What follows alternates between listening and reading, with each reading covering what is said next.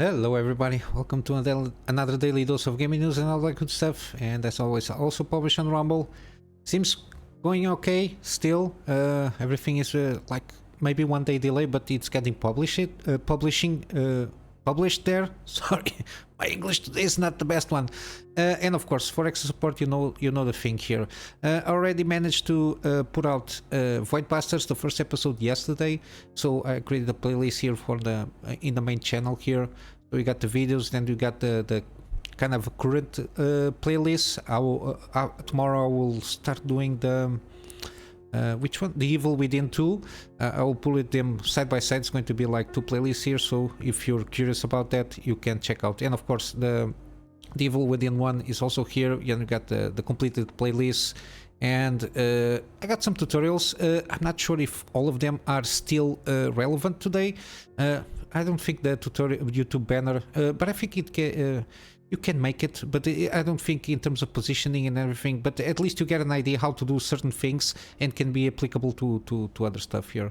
But yeah, and I got other stuff from Hearthstone still, if you're interested in old content. But yeah, now the content is going to be kind of refreshed, especially on gaming, in terms of gaming series. But yeah, let's get started on the news. Intel, supposedly Battlemage die has been spotted in the wild, per se, not in the wild, but it was already in the labs for like testing. Specifically, someone was doing, this guy was doing like a tech tour on the Intel, and they managed to see on the failure analysis lab. So basically they are Q&A testing the samples and everything to see what can they pull off from this kind of a GPU chip, and they spotted this. It was identified as BMG-G10, which is supposedly Battlemage kind of a thing. G10 chip. Supposedly it's, I think in terms of naming from Intel, this is like the higher end chip. Usually, I suppose it's the first one that they work on, the Halo product. To see what they can squeeze out of it. However, the person itself told that he was not allowed to take picture of this, so this is not a hearsay, but it is like supposedly first-person testimony from what they saw there, which is kind of interesting, given that we might get to see like next year probably a launch from the Battlemage, which would be good. Mainly because, again, we need competition on the GPU market. We got kind of a decent one on like the lower end, given that they are doing a lot of discounts. Yesterday I covered the 7600 from ASRox.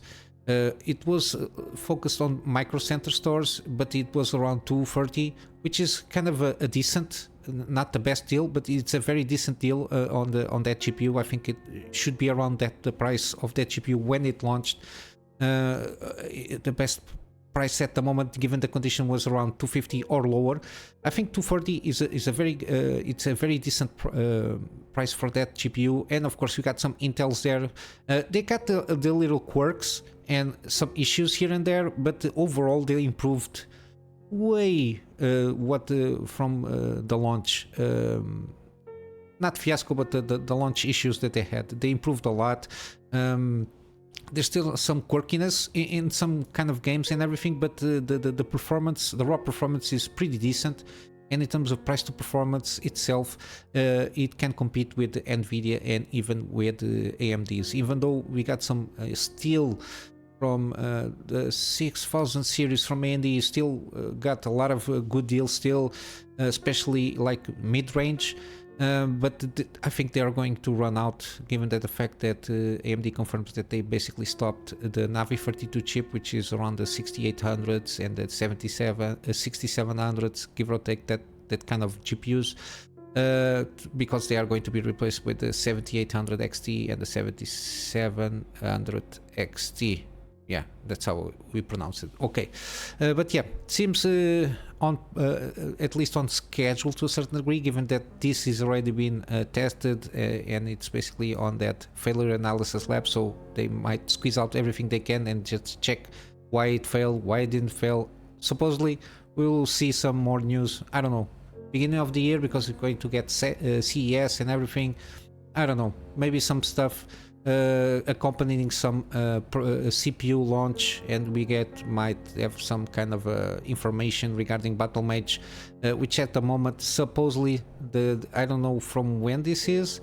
I don't know when this was launched. This kind of a roadmap here, but you got like the enthusiast thing, Q1 Battlemage.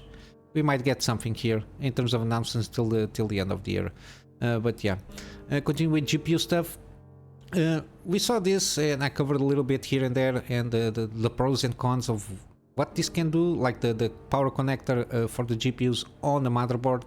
The idea itself is very interesting because you eliminate cable connections, which to a certain point can be more points of failure. Even without having in account the 12 volt power thing with the 60 pin, kind of burning up the 4090s. Supposedly that will be fixed throughout the launch, because I think they already made the revision. It's going out in cables and also in GPUs connectors. I think it's kind of, I didn't hear any more rumbling so far. Nothing that that caught my attention regarding this situation. But the thing is, at the time I mentioned, it's a good idea, but again, if you don't have like a standard implementation of this, because as you know, GPUs varies in sizes, especially PCB stuff, and if you don't have this kind of standardized in terms of how long the PCB is and how long it is distance between the PCI Express and this power connector, this integrated power connector, and it needs to be needs to be standardized for all the industry, so motherboard manufacturers and GPU manufacturers. And of course, I'm not sure how it goes in terms of power supply, but I suppose yeah, it connects on the motherboard on the back side, I think. The only main worry that I had is like the heat problem that it might occur, because the traces go out through the motherboard, so the motherboard has to be reinforced and insulated from the heat that if you have like a power hungry GPU here, I think this can be an issue that might be overcome with some engineering, because if you start putting traces in between of more sensitive of more temperature sensitive components, and like the heat distribution, the power distribution for the CPU, or even like small components, I don't know how do you call it in English, I'm so sorry, like MOSFETs, and it's not MOSFETs, diodes and everything, those little things that you see here that usually are for current protection. I don't think they are very, I think they are a little bit sensitive on the part of the heat thing. Also the usually the RAM is quite located near this connection here, and plus the NVMEs, that the PSI 5 and VMEs, they are very heat sensitive. They will throttle if they are overheating. Yeah, all these kind of little issues. I don't know how much it's going to be over engineering this to get like a very higher price, because if you over engineer something, the price will bump up. And if you start seeing all the motherboards all of a sudden that have this kind of connection being more expensive than the normal ones, I don't know if it's going to compensate or not. At least for the consumer part, it will not. I prefer to plug an extra cable and have a cheaper motherboard that does the same thing. But my main point here is I didn't know this is already like a thing on server stuff, server motherboards. It's something I was not aware at all. This is basically a variation of high power card edge kind of standard, which is it is a variation of that standard in and applicable here. Of course, ASUS, we saw this a lot from ASUS. They managed to do this because they manufacture GPUs and motherboards. That's why they can manage to present something like this, because there are, I assume, some GPU manufacturers don't manufacture motherboards and vice versa. But yeah, it's interesting, but I'm still not very convinced of how it will handle like the heat situation here, because the 4090s burn up mainly because of heat accumulation on the resistance of the connectors. And if you're trying to feed 600 watts plus on the motherboard, I don't know how this is going to be handled. We already have like 12 power voltages, and with the Intel CPUs around almost 300 watts going around the zone of the CPU in terms of power distribution. So adding another 600 watts, like I don't know how this is going to be handled here. But yeah, it's interesting, mainly, and kind of a recap of the situation here. We'll see how it goes. Hopefully, if it is standardized, it can be, I don't know, adopted and keep the prices in check. I hope so. Because the connections will always, instead of being made on the GPU, they're going to be made on the motherboard. So we don't eliminate that part also. So we'll see how it goes. It's for me, it looks prettier, but you can have like a pretty thing and it doesn't work proper. I don't know why you have that pretty thing. But yeah, next we got Starfield. A lot of stuff after that not so smart guy stole a lot of copies of Starfield, start recording the gameplay, and then publicizing on, I don't know if it was TikTok or Instagram or something like that. He was doing videos all over the place, trying to sell those copies, bragging about basically selling copies of stolen goods, which is not that good. And yeah, and from that footage, of course, it was taken down, and of course the guy, I think, he's already been arrested. But the thing here, that is completely another different story. The thing here is, from that footage, seems that we have kind of a confirmation of something that I was very reticent, not afraid, but I was kind of stepping back because I was not sure, and I pretty sure I mentioned this in one of the videos where I covered Starfield. I think especially after that showcase, 45-minute showcase of the game, regarding like loading screens and openness of the world itself. I was very doubtful that the fact that, especially because of the creation engines too, and some of the limitations that I think it has, I was not really sure that you can explore the entire planet by foot.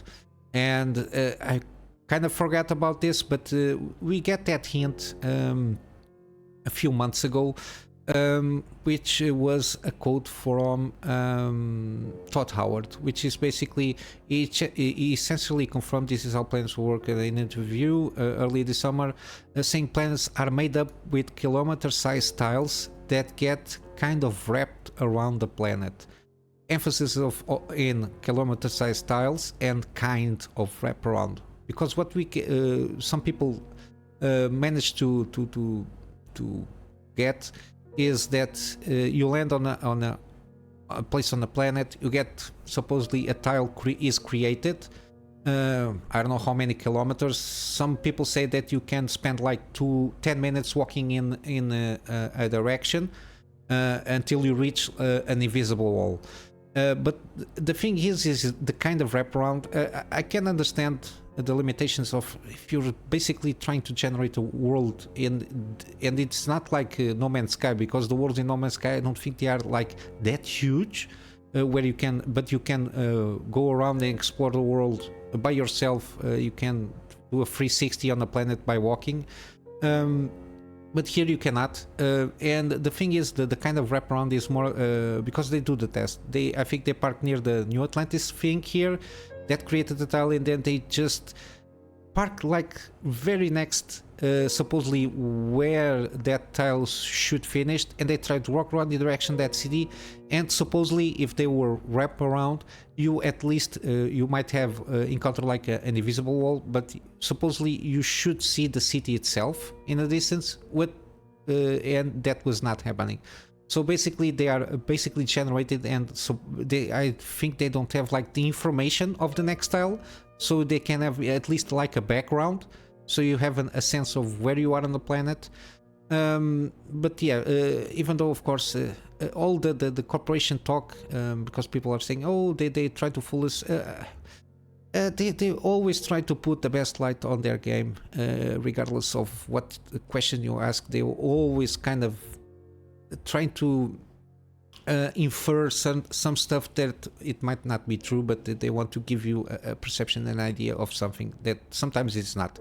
And because this is a Bethesda game, and the fact that it is made on Creation Engine 2, it has some limitations, and I think one of the bigger ones is this kind of dealing with huge assets, especially in trying to render like big areas. Because even from Fallout 4, like even small houses in a map, you get always a loading screen, and at the time I spoke about this, like the random events that they mentioned here, you will get a loading screen when you enter that structure per se, because it's created, and I think then it's rendered on the apart from the tile that you are at. But yeah, it's not a big huge deal, but if they could come forth and tell, okay, we managed to do this, but the only limitation that we might have, or one of the big limitations, is we could only create like tiles, even though they basically said it. Even though the people then,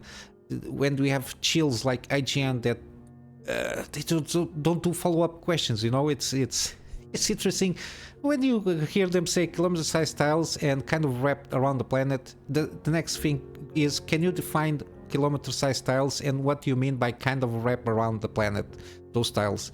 Can you be more specific, please? And they don't do follow-up questions. That's why this thing of media journalism doesn't basically exist to a certain degree. But yeah, that's a rant I don't want to go at the moment.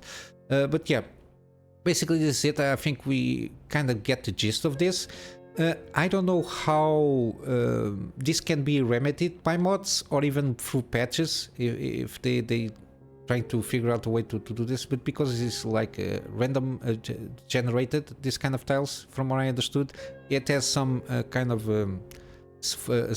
presets on those tiles for that planet, I suppose. But it's randomly generated. I don't know how you can manage to, for example, get a mod and make it, at least those tiles, be interconnected.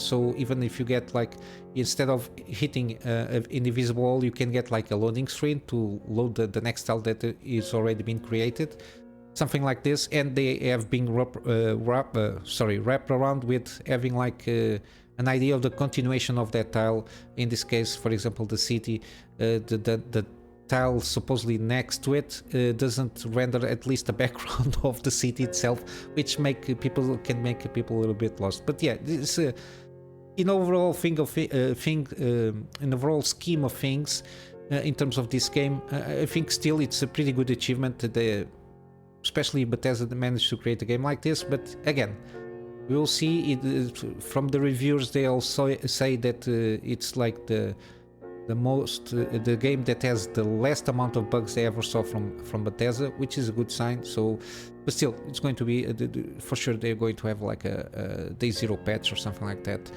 for the game, because we're going to have early access. For sure they will have some feedback from that, maybe create like a quick patch for additional patch for the launch. We'll see how it goes.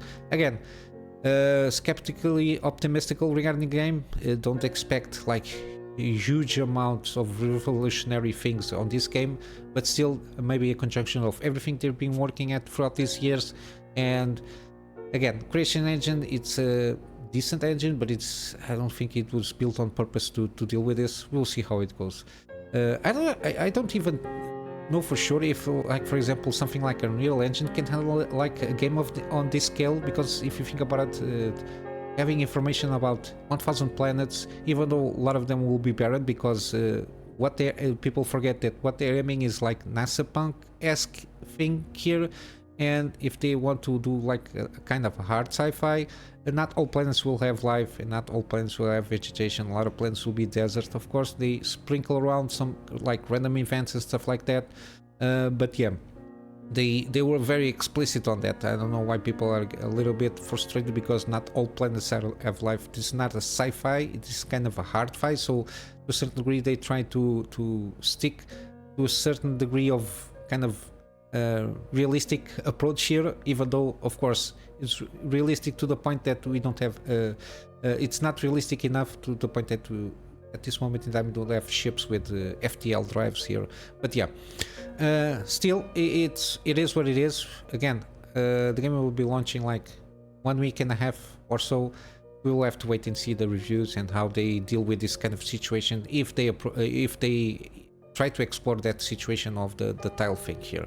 But yeah, in better news, we got Alan Wake 2. We got a kind of recap, even though the game will be coming only in 27th of October.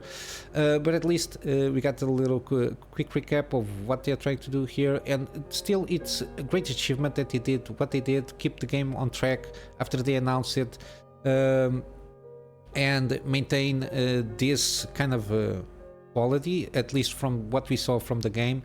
With a small studio, I think 130. I covered this one, 130 kind of average kind of a studio. So it's excellent, and I think again this should be one of the things that even like AAA publishers should aim for. More lean and more agile studios instead of having like what they have at this moment. But yeah, the recap is more.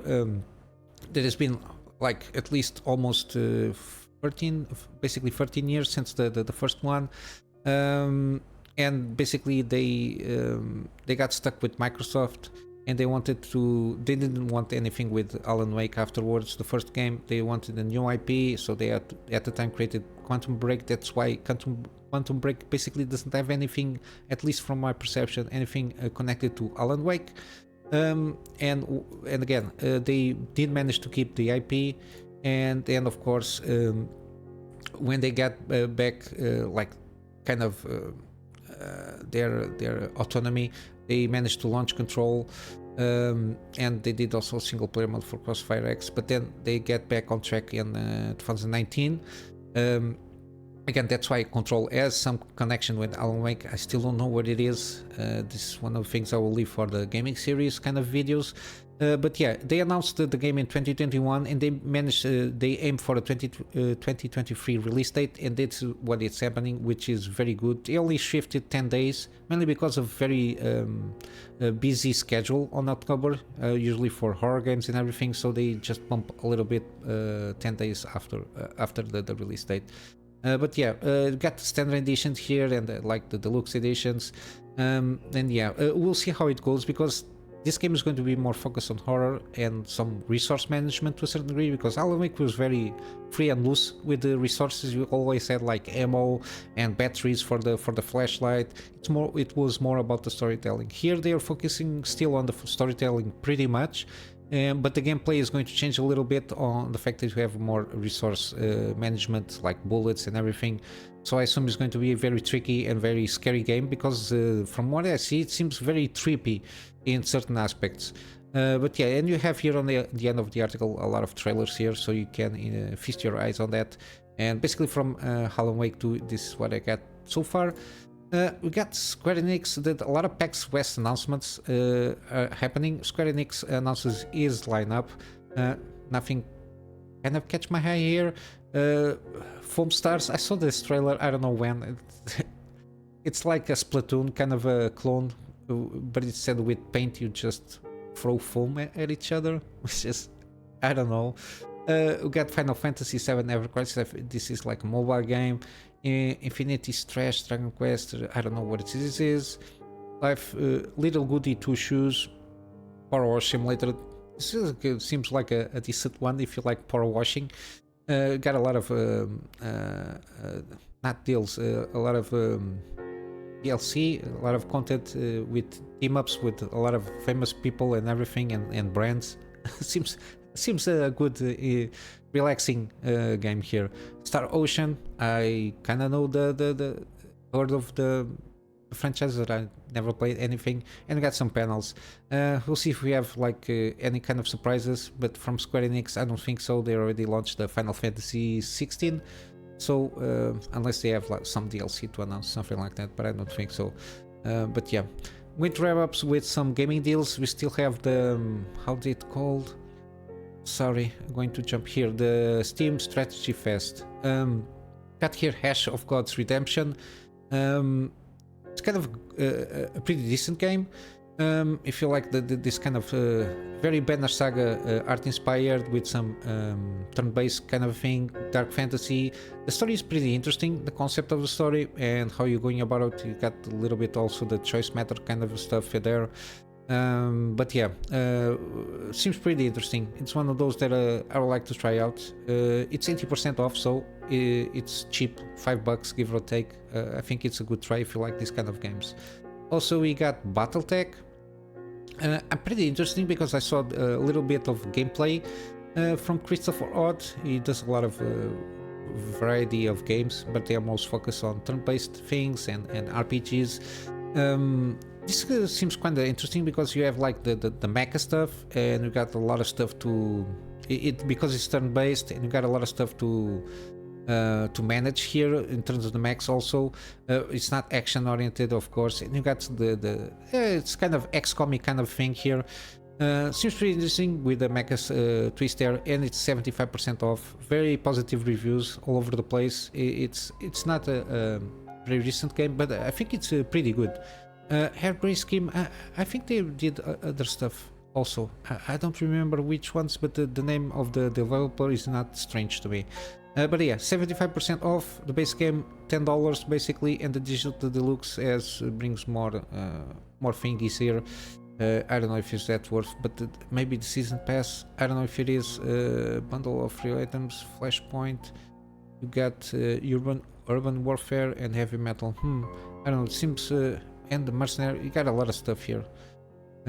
Depends. At least this one at least brings the main game here. $40, 70% off.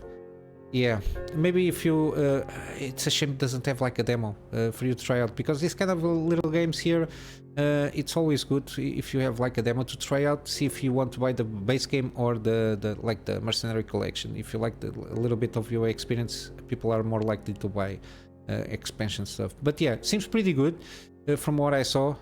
Curious to try out someday. We'll see.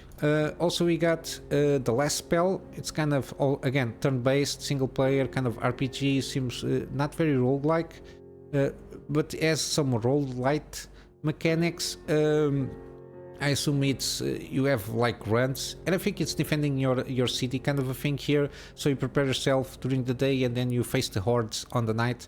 Kind of that game loop to a certain degree. Seems pretty interesting. I kind of like this kind of games when you have like you have to think about it, what you want to do first, so you can survive longer and longer until you get the end game here. As you can see, it's like 2D-ish. You got the thing here, the management and upgrade the defenses and everything, and then you prepare yourself for the hordes on the nighttime. Yeah, and lastly you got Wartales. This seems pretty decent also. Got very positive reviews. I don't know. I remember wishing listing this game and covering it here and there. But yeah, seems one of those similar to Jagged Alliance. You got a merry band of mercenaries that go around the world, accepting odd jobs and everything. And I'm sure there is like an overarching story to be told here.